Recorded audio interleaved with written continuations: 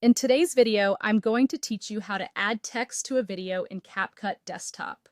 To get started, open the CapCut Desktop app on your computer. Once the app launches, you can either create a new project or open an existing one, depending on where you are in your editing process. If you're starting fresh, choose a new project.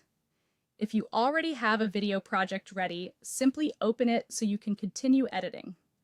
Next, add your video to the timeline. This is important because the text needs to be placed on top of your footage, and the timeline is where you'll control when and where everything appears.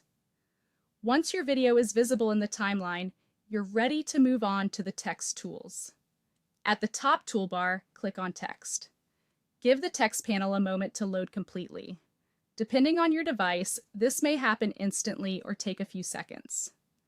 Once the panel is open, look for the default text option. This is the standard text preset and the easiest place to begin if you simply want to place words on your video.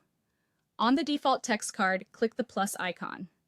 After that, wait for a text layer to appear on the timeline.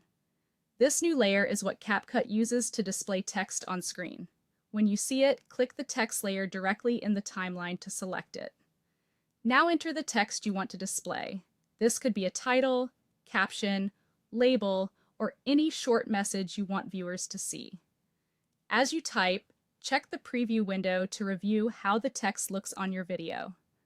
This is helpful because it lets you catch anything that needs adjusting right away. Next, drag the text in the preview window to your preferred position. Try placing it somewhere that's easy to read without covering anything important in the video. If needed, adjust the text settings. For example, you may want to change the size, style, color, or alignment so the text matches your video better and stays clear on screen. Once everything looks good, click the play button to preview the video. Watch the section carefully and confirm that the text appears correctly. Make sure it shows up when expected, is readable, and sits in the right position. If everything looks correct in the preview, then that confirms the text has been successfully added to your video in CapCut Desktop.